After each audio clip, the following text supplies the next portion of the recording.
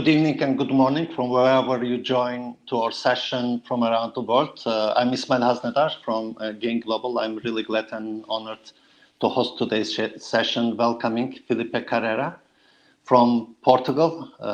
Welcome, Filipe. Thank you. And I would like to welcome also our audience or guest participants who will have chance to share their experience also about the topic and also pass the questions to Filipe. Today our topic is to discuss the future, actually digital organization. Therefore, we define the topic as towards the digital organization. And Filipe is the right person, the best person, and my master on a lot of topics, but also on that because he used to work on digital side for years. We are practicing more and more today these digital sessions while I was watching, observing Filipe for a couple of years. He was exercising and sharing the experience all about the future. So today we will be discussing all this issue and how the world will be in near future. Prior to that, all participants will have chance to chat with each other during the session. So chat room is open. Please share anything that you may have relevant with the topic. And we put two questions, one from which part of the world you join our session. It will be helpful to understand. Now I see that majority is from Europe, like 75%. We have participants from Africa and Middle East as well. And also we had a question addressed to you to understand, will you continue remote working after the crisis? So if you answer this question, then we may see the result also, see how it works. There is a ask a question part to finish with the technical side of the software.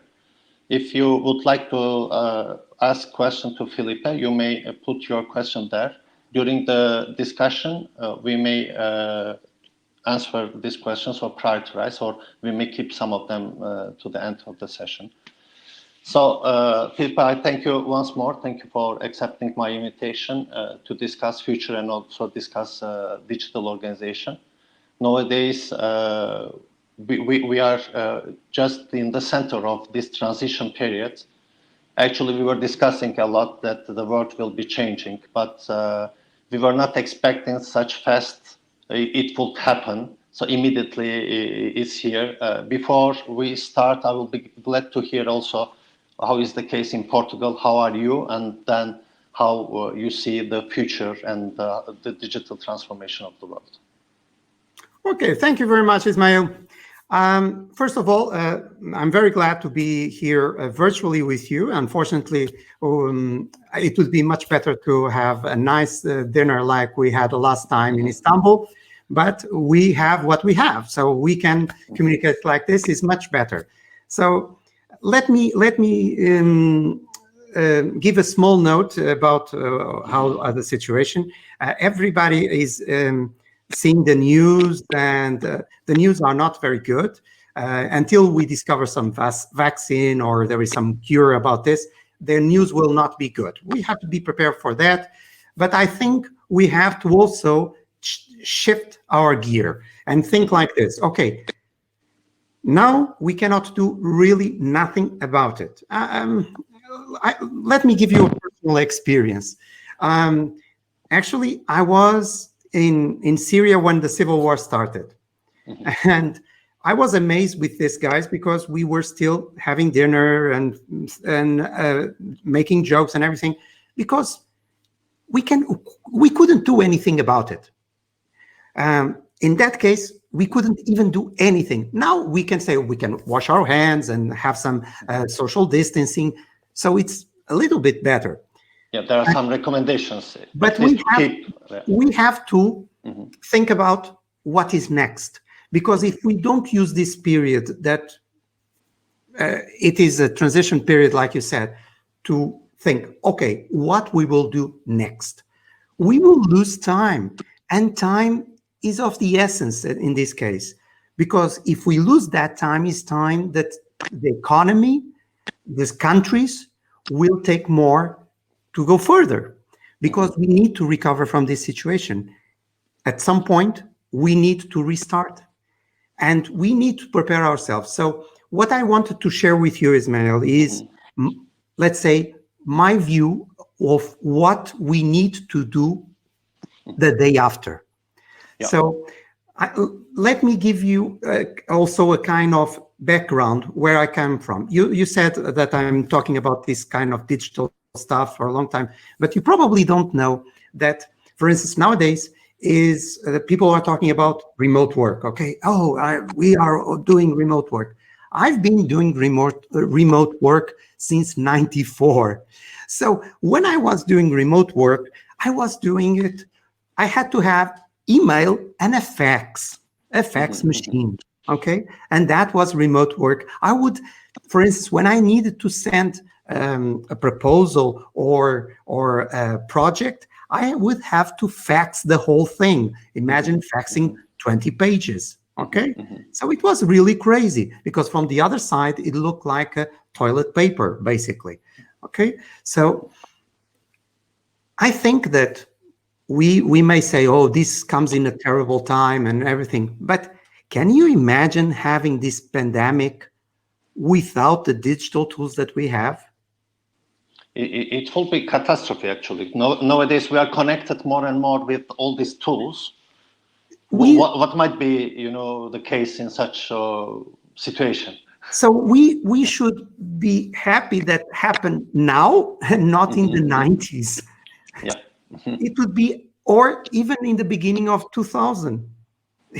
So you think this brings also some opportunities, correct? This is an advantage. Yeah. Of course, because people had these tools that we are using nowadays, that people are now using a lot.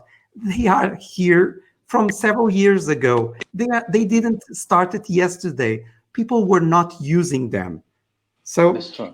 So that's why I wanted to give you my starting point. So I started in 94 doing remote work. In 97, 98, I was doing e-commerce, e-learning projects, again, with bad connections, with bad internet, with people not having good computers or smartphones or iPads or something like that.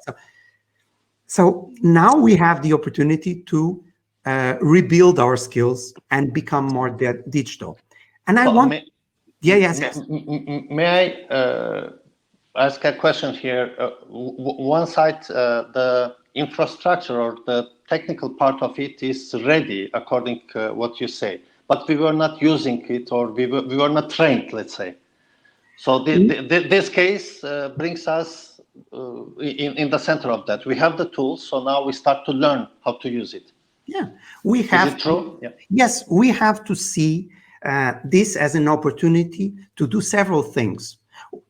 For instance, to reflect how we do our work. So let's imagine like this. Imagine that you do a good reflection about what you do, your work, and your work-life balance. Okay? And you think about it and you think, okay, so there are ways that I can do my work faster and more productive. So with that, I can help recover of my company, of my country. So, because if we are more productive, we will overcome the effects of the recession that we will have. It is for sure that we will have a recession. So there are two possibilities. One is like, oh my God, we will have a recession and we will be, or, okay, how I can get this opportunity and think how I can reinvent my work. What tools can I use to be more productive? Because believe me, I'm a consultant in many companies. I enter and I see so much unproductive work that is unbelievable. Nowadays, and I'm sorry to say this, there is a lot of companies where people are specialized in faking that they are working. Let me give you an example, okay? Emailing, okay? Or we can say it with instant messaging. It happens the same thing. I send you an email with 5 questions. Because you are a very busy person, you will answer to me in 2 days. And I will answer you back in other 2 days because I'm also a very busy person. Yeah, yeah. But the thing is that when I'm answering your email, I really don't remember why I did those Yeah. questions. What was So the I main will do reason? another one. So we have, and this is not, I've been talking about this for a long time. It's not because of the crisis now. This is what I call a toilet paper email. Because if you start printing the whole story, it looks like a roll of toilet paper. Because people didn't use the correct mean of communication. They didn't use a phone. They didn't use a Skype call or a Zoom or whatever in order to get immediate feedback. No, they used really, really bad communication. Also, we are used to have a lot of unproductive meetings that you lose a lot of time. And you know what is the result of those meetings? Another meeting. Just to do a meeting. So you are going from meeting to meeting, but you have a good feeling that you are working. But basically, you are not. You are not being productive. You are faking until you make it, but you don't make it. So these are the things that now we have to be positive about it and think, okay, this is the moment that I will rethink how I do things. Another thing that people are discovering is that they lose, especially in big cities, let's say for like Istanbul, people are losing a lot of time commuting. Transportation, yeah. Let's do a small calculation. Somebody that is going from home to the work and back home, and it takes 1 hour to go and 1 hour to come back. So 2 hours per day. Multiply that for 5 days, it's 10 hours. Multiply that for 4 weeks, 40 hours. So a week of work is done going on the car, going on the bus, going on the subway, whatever. And it's not very productive because sometimes, because there is traffic, because there is this and that, you arrive stressed. So you arrive stressed, and you are not productive because you have stress. The bus was late, the car overcome you in some point, whatever. It will be a problem. So we need to understand that either we take this opportunity as an opportunity, or we see it only as a problem. Does this mean that in the future we will have less office space, let's say, or due that most places will be utilized like co-shared places, or maybe at our homes? I don't know. Well, I would say that it will not be like, okay, after the crisis, real estate will be different. I would say that this will be a combination of processes. So you will have in one hand people that are like, why I go to the office? Because let me give you another question. You go to the office because the logic is still of the Industrial Revolution. So you go to the office because you have economies of scale at the office. But that is not true since the mainframe computers disappeared. That was true in the service area, okay? In the service area, when there was mainframe computers and you had terminals, it was logical because you couldn't take your computer home. And can you imagine that nowadays, before the crisis, people would say, companies would say, bring your own device. So this is like a new policy. You bring your own device, and you bring your laptop or the company laptop, and you bring it to the office, and you take it back because you can do something at home or on the bus or the train or something like that. So there is no reason to go many times to that place, because if you ask to somebody, if you need to do a report, a very important report, how you would do it, many people will answer they don't go to the office. They will stay at home. They will do it before everybody enters the office or after everybody leaves the office. So why there is the office? So this is one of the part of the equation. Then you have the companies themselves. What happens with the companies? Well, they will start thinking, okay, what is the return on investment of having a head office? How much? It costs. It has an investment. Yeah, it it is. has operating expenses. Yeah. What is the advantage of having this? So with these two conjugating, we will have a revolution on that. I've been saying this before because of the generation that is coming. I said, I'm saying this for a long time. When Generation Z will arrive to the workplace, there will be a revolution. How you feel? What will be the main expectation and effect of new Generation Z? Because Generation Z doesn't understand why you have to go to a place to do some stuff. Because they are the first digital natives. So they don't understand why they have to go to a place to open a computer that is the same computer, to have a connection that sometimes is worse than the ones that they have at home. Why do you have to do the transportation? So they are not the generation that will buy cars.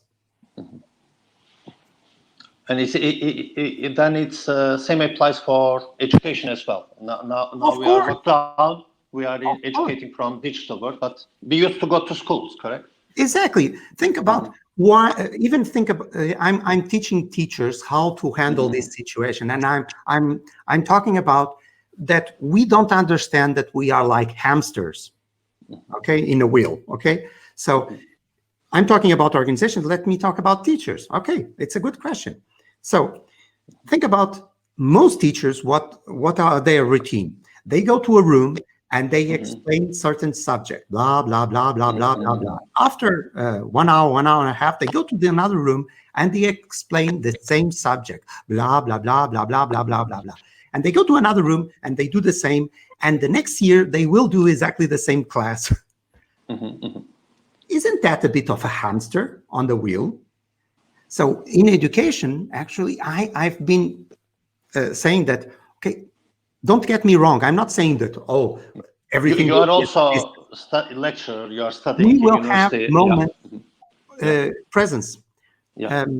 We will get to ancient Greece. Okay. So ancient Greece, how it was.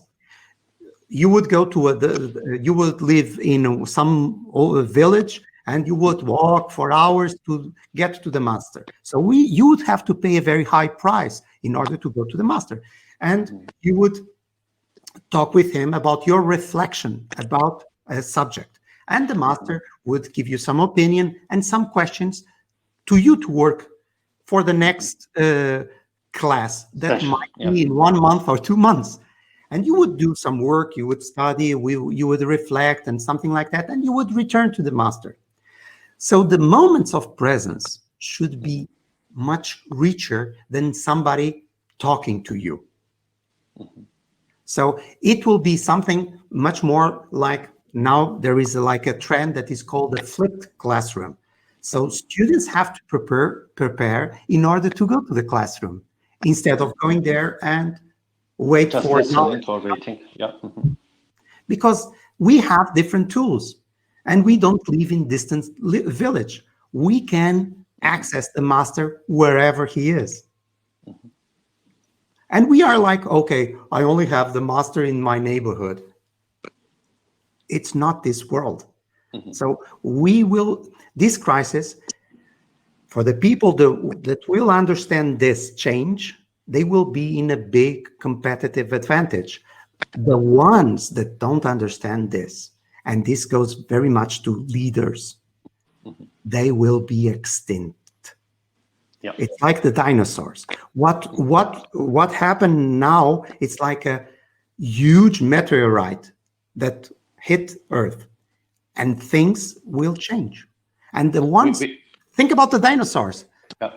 The creatures that saved themselves afterwards were the ones that were able to adapt to the new environment. If you are not able to adapt to the new environment, you will die. So in such case, then this period, we may say we had the improvement. Step by step we become better. But now there is a shift. And we have to understand maybe that this 1 week or 1 month, or let's say, or this year, 2020, is a big shift that we will be facing in order to survive in the future. The more time we spend closed in our houses and things like this, the bigger the shift will be. So it's not anything now to talk about continuous improvement. Now we are talking about shifting the mindset, shifting the way how we live, shifting the organization that we are used to do. Yeah. We have to have a notion that after this, it will not be business as usual. As usual, yeah. So we had a question here. So meanwhile, I would like to refer to that. Filipe asked, will you continue remote work after the crisis? 66% said yes, so they will continue. And 33%, they don't know. But it's very good that 0% says no. So either we will be there in majority, 2/3 of them, and or we don't know. We will look how it moves forward. You may continue to answer this question. Meanwhile, let me also update you regarding the participants. Majority join us from Europe, 76%. We have 19% participants from Africa and Middle East, and 5% participants from America. I welcome you once more, and thank you for all the greetings. Hello to a lot of nice countries now. I see Turkey, Romania, Luxembourg, Cyprus, Germany. Hello to everyone. And this is also a good opportunity to ask your questions to Filipe. Please put your questions to the ask a question part. Then I will come one by one to ask these questions to Filipe. Yeah, because it should be interactive. So I believe that some of the things that I'm saying, maybe a lot of people that are online, they will not agree. So let's talk. So we are talking that the future will be very different than we are used to. So and this time you said in the beginning is this good opportunity to prepare ourselves.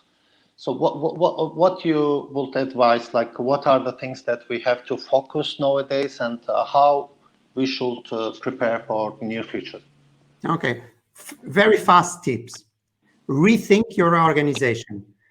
And when I say your organization, is the organization that you are integrated, and also your organization, yourself. Yourself, yeah.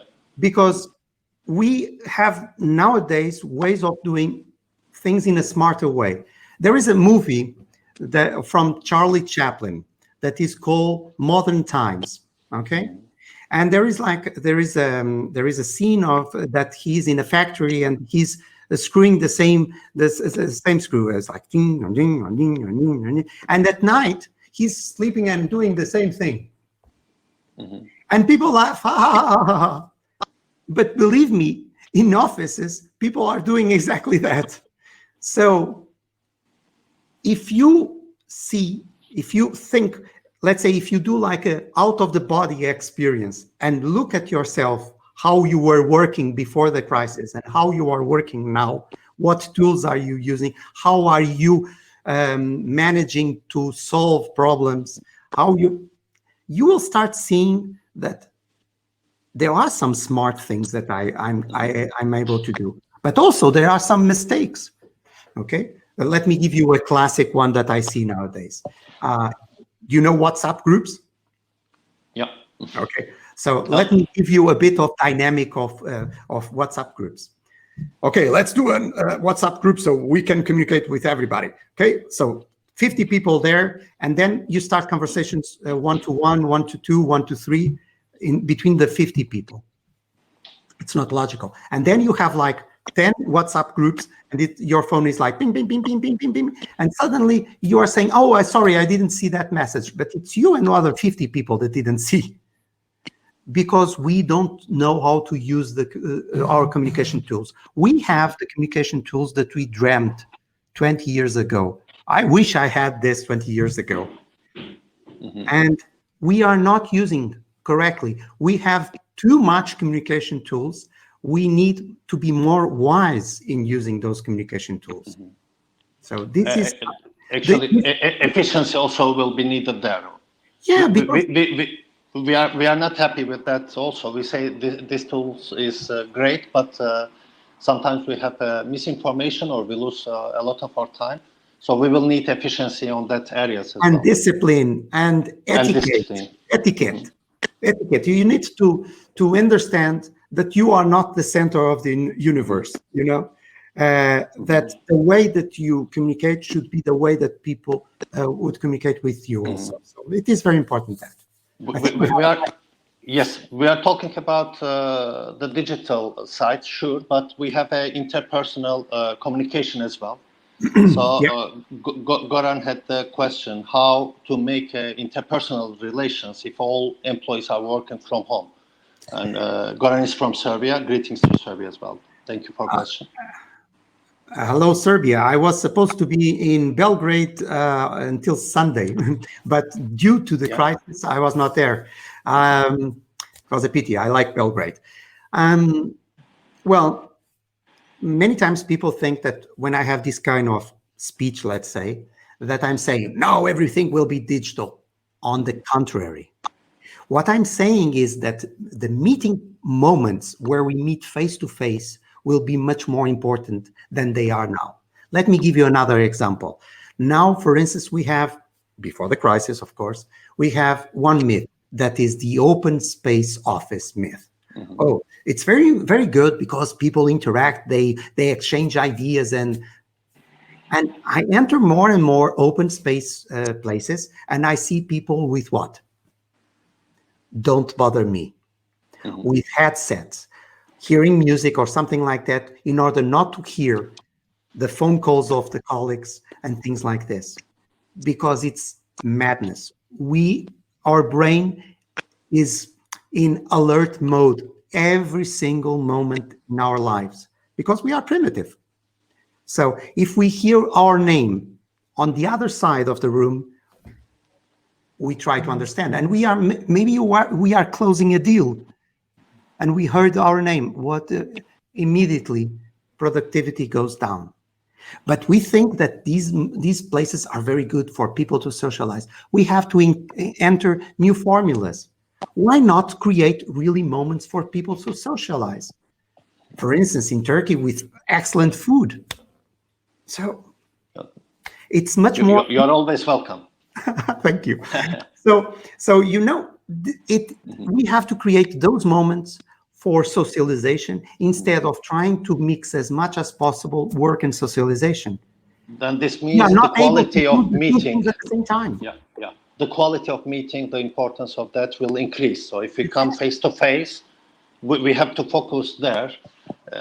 Frankly speaking, it was a joke or discussion in last months, let's say, when we come either for dinner, a lot of people were also chatting, through their mobiles, and they were joke, let's put the phones on the table.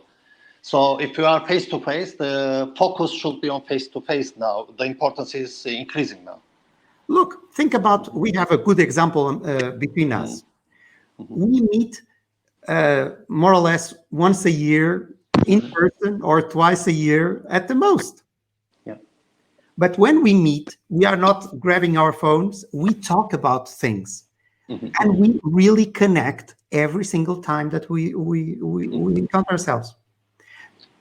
If we can reproduce this in companies, in organizations, across professionals, is much better than creating spaces where we think that we will have socialization and work. And this will help with interpersonal relations, I believe.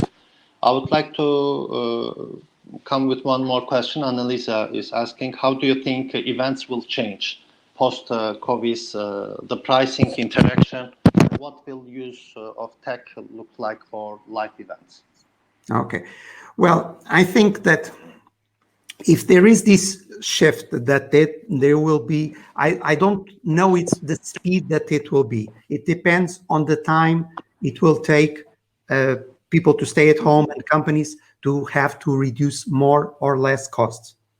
So depending on this, I think events will be again very important, because if you are constrained with digital media, let's say, you will feel the need to meet people, because we are humans. That's why I talk about digital transformation of humans and not digital transformation only. Let me give you an example. In Portugal, we have an association of people that work in digital marketing. And one of the events that we have more successful is the thing that we call digital drink, that actually is face-to-face. Every month, we organize one and people come and meet, because we feel the need to connect with the people that we are already connected through LinkedIn, through email, through WhatsApp, whatever. And we feel that need of looking to the eyes of people, shaking the hands, things like this. So we have to value much more face-to-face interaction. If we value much more face-to-face interaction, we will not be so digital in face-to-face interaction. Like you were saying, people like looking at the phone and things like this. So in that terms, then the events will shift also. Yeah. It might become like a hybrid model, maybe online and offline. Continuity will be there. Maybe the communication will continue. You will have more and more, and you already said this is a trend. You will have not only the event, but the pre-event, the event, and the post-event. Post-event, yeah. Okay. So, and these connections will be done in these three stages. But this will increase the communication then. And again, it's like I was talking about with the professors. It's not logical to go to an event only to hear people to talk. Okay? Yeah. And there is one more question from Radostina Peteva, and it is, what about the inspiration for work that we get from the live communication that is impossible to happen digitally? Well, I wouldn't say that it's impossible to have it digitally. Let me give you an example. Every single of us probably have seen some videos of TED Talks and things like this, and we got inspired by them. Oh, this guy is... The thing is that, like I was saying, I think there is a moment for everything. And now we really don't appreciate face-to-face communication. And the proof of that, you go to any restaurant, you go to any bar, and you will see people facing each other, yes, in presence, and facing their own phones. So that means that in reality, we theoretically think that face-to-face communication, very good. But meanwhile, let me grab my device so I can communicate digitally with everybody else that is not here. What is interesting? So we have to question ourselves, are we doing something strange or not? Again, this is a moment to question everything, to rethink everything. I think for that. Also, let's turn to, let's say, the production side, because the organizations has the white collars and has blue collars.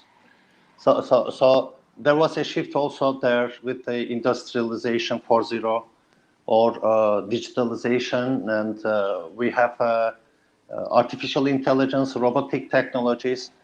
So how you expect the future to be also in manufacturing side or in the supply chain side of organizations, the companies?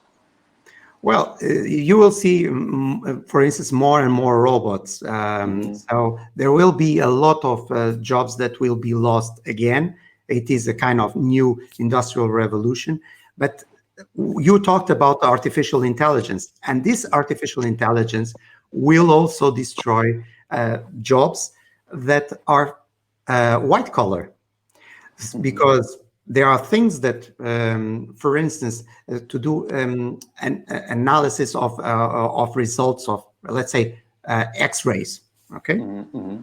So what you would prefer, a radiologist that has seen, like, let's say 30,000 X-rays, or a database of 30 million X-rays that can pinpoint other things.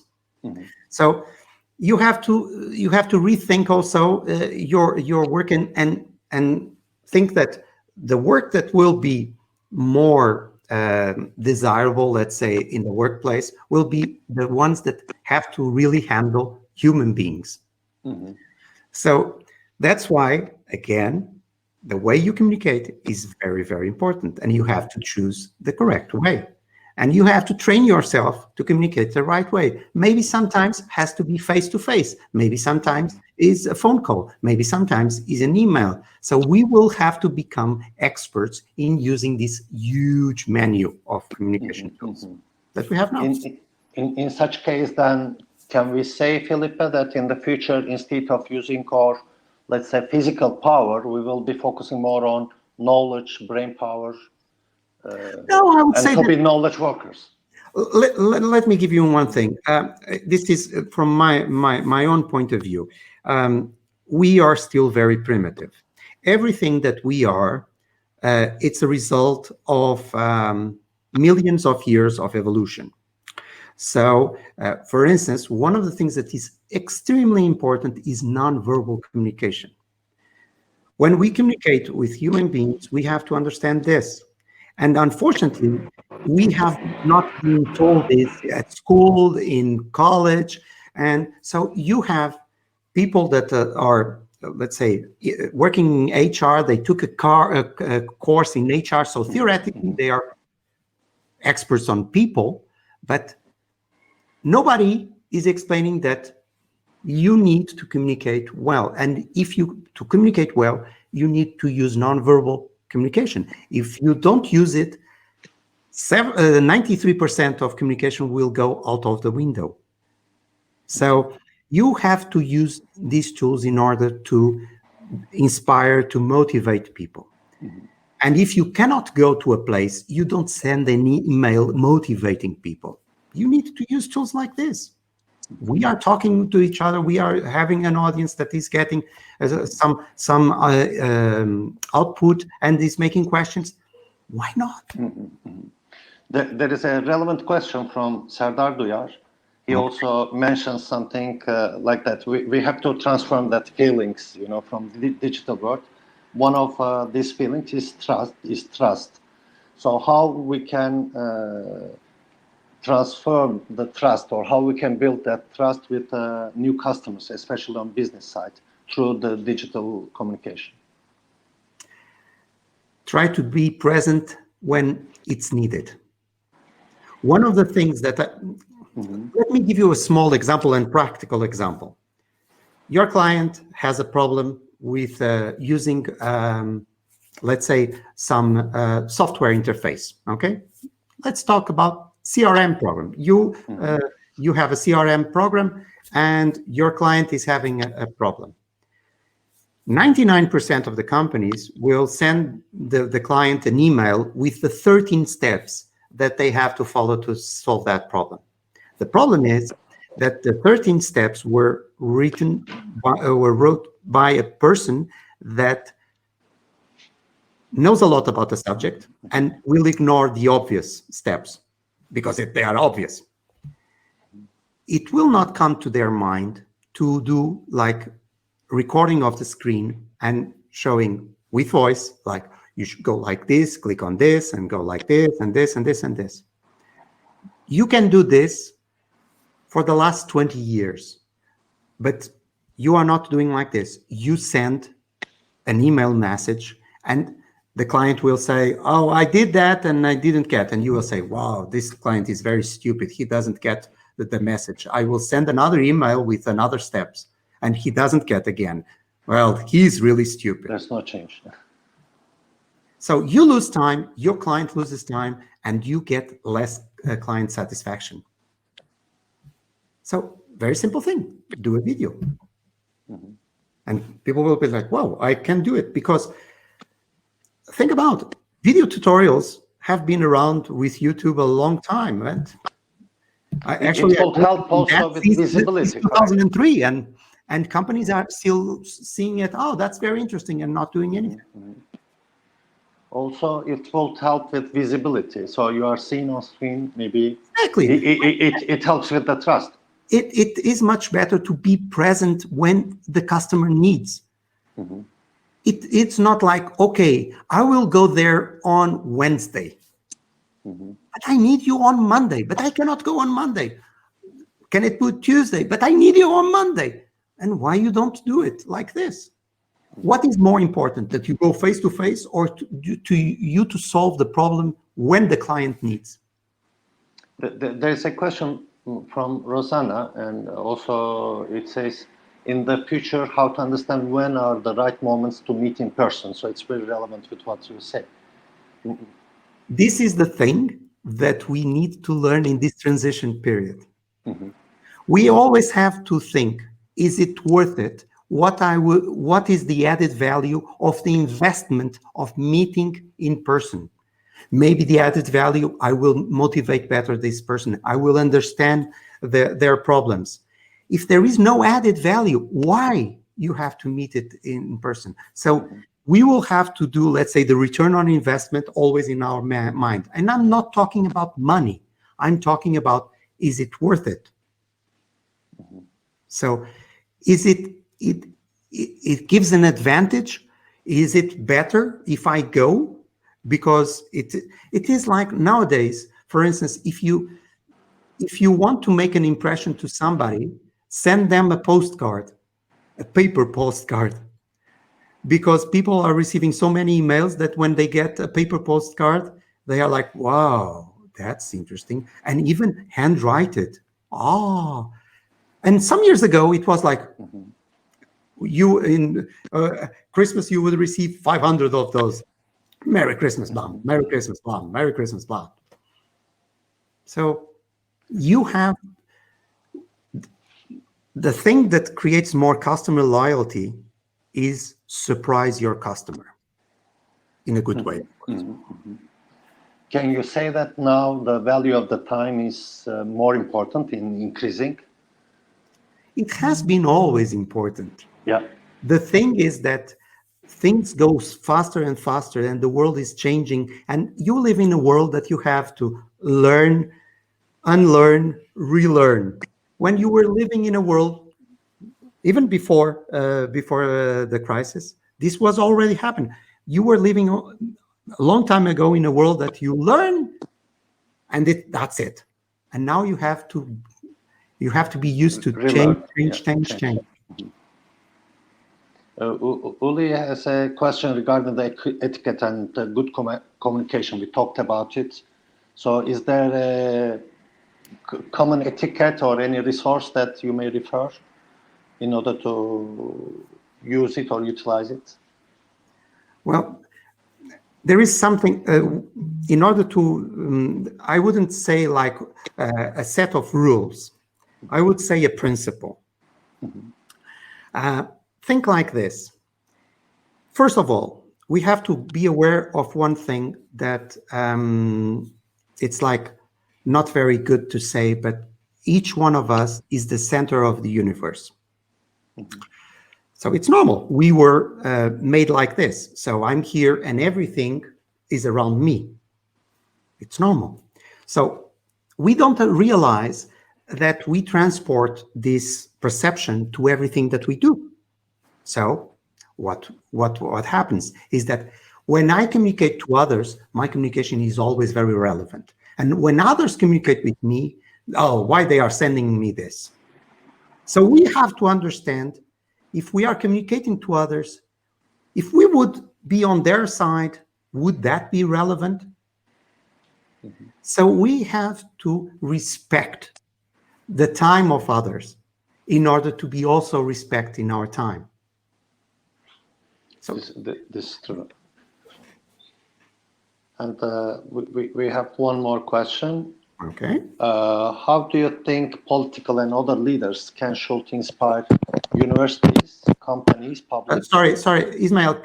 You are touching the microphone at the same time, and I couldn't hear it. I'm not very professional on that. Learning, relearning.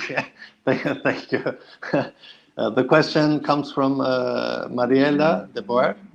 how do you think political and other leaders can or should inspire universities, companies, public instances to continue working more effectively, more remote after the crisis? Well, I believe that actually they will not. They will not. They will not, because most of them are in another generation.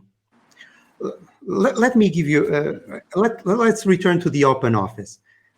You cannot imagine how many times I enter an office and people show me the office, and they are proud that they have all these long tables and people there with their headsets, and they say, oh, well, we have this department and this department and this department, and they are so proud of that. And then they show me their aquarium, okay, their office, where they don't connect with anybody. Mm-hmm. And what I have a feeling is that they are showing me, like these Roman captains in those boats where they had the people rowing the slaves, okay? Mm-hmm. So basically they are the captains of those boats, and they are very proud. And our boat can manage a speed of 7 knots or something like that. I don't know if that is very much or very little. There is some vanity that will be very difficult to manage. And it will be an economic crisis that will crush that vanity. Because imagine you are a CEO of a company that just built a very nice headquarter building. You can point to your family, to your friends, and have you seen our headquarter building? Oh, unbelievable. We have 400 people working there. This is vanity. And it has been through the history of mankind. So I don't think that they will incentivize so much. Some of them that will have vision, they will see, I don't want to be crushed. I want to survive the crisis. It's all about leadership. So should we expect then change in leadership now in near future, like to have new generation more involved? What you feel? I think this is a big opportunity for that. Mm-hmm. This is a big opportunity for that. But again, it has to be a leadership that understands what is the shift. If it's to do the same thing, but with younger people, the result will be the same. I know people I have a colleague that he's like 76 or something like that. And I know him for, like, say, 10 years having his studio at home. Mm-hmm. And he's 76. Mm-hmm. I have another colleague also that he's like 65, and he was winning around $1 million in online courses per year. Mm-hmm. So this is all about shifting mentality then, not about age. Yeah. It's a question of, do you understand what is the shift? Do you understand what is the consequence of not doing the shift? Mm-hmm. Well, this is great.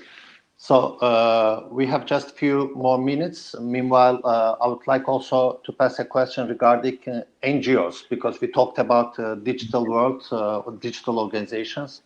How you think NGOs will be transforming in this new period? What will be their responsibilities, and what are opportunities there that also NGOs may focus on? Well, NGOs are like companies. While or they do their transformation, the way that they communicate, the way that they work, or they will be extinct. Mm-hmm. And especially when you are talking about organizations that target certain ages. Okay, mm-hmm. So the younger, the change will be faster, let's say. Mm-hmm. So you have to be careful, and you have to understand that also all organizations, like all professionals, can have a world impact. Mm-hmm. Okay, let me give you a small example from my personal point of view. As you know, I do trainings and conferences around the world. That would be impossible in a non-digital world, because my company is myself. Mm-hmm. That's it. And I'm here, I'm talking with you. There is people from Europe, from Middle East, from the Americas, just now. These are opportunities that we had not back in the 90s, for instance. So in that perspective, then should we expect more, let's say, globalization, or Of course. so people will be more connected? I think one of the things that we can take from this crisis is that really we haven't been so connected in the history of mankind. I was watching the other day, let me share one thing. I was watching the other day a video about the Black Plague, okay? So a Black Plague was also a pandemic. And this video actually was done before the crisis. And so one of the things that was interesting is that the Black Plague came from an area that we don't know if it was from the Caspian Sea or even China, so that area, and expanded through the Silk Road, okay? And it took years to go and to arrive to Europe. Now we live in a world that these kind of things take days. So one person in some place in the world is not washing their hands after dealing with some stuff. Maybe he's starting another pandemic. So we may expect new things, but this will be the way of living then. Yeah. We are responsible for each one of us. So we are connected no matter what.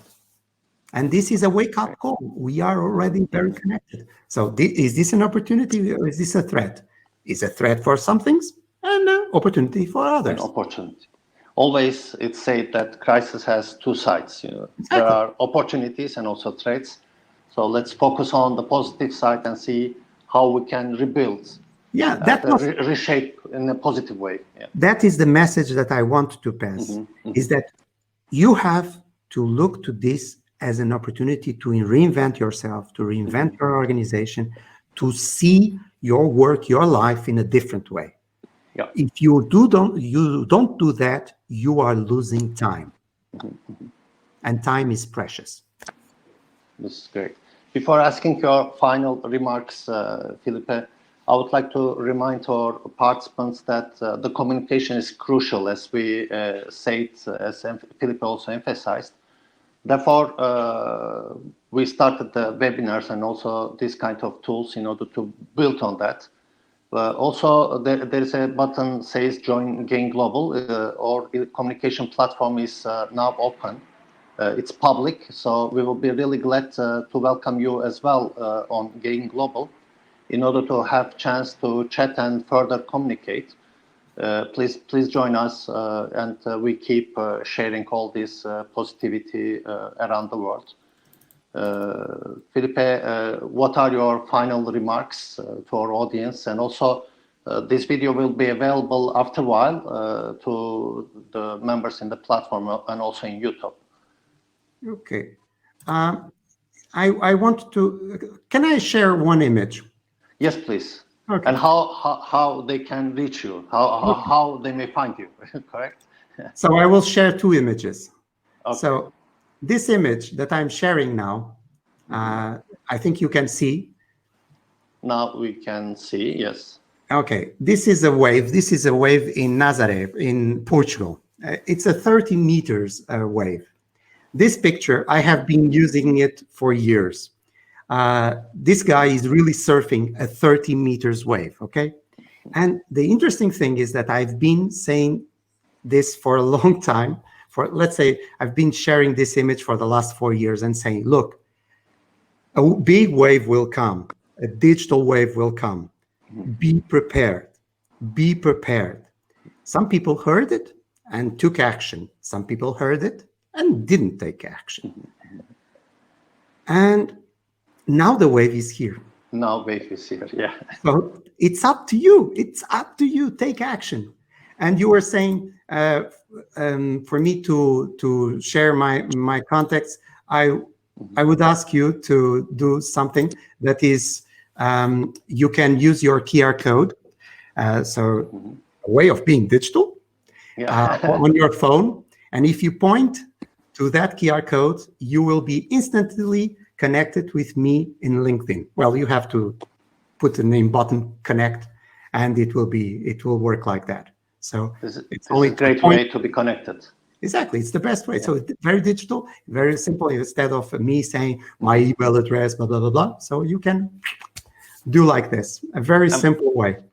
So feel free to connect with me. They may easily find you in LinkedIn and also from the webpage, filipecarrera.com. Below, you have all the other connections on Facebook, on Instagram, on Twitter. So I've been. If you are connected through your mobile, please take the picture now, the picture of this, and later on you may easily access.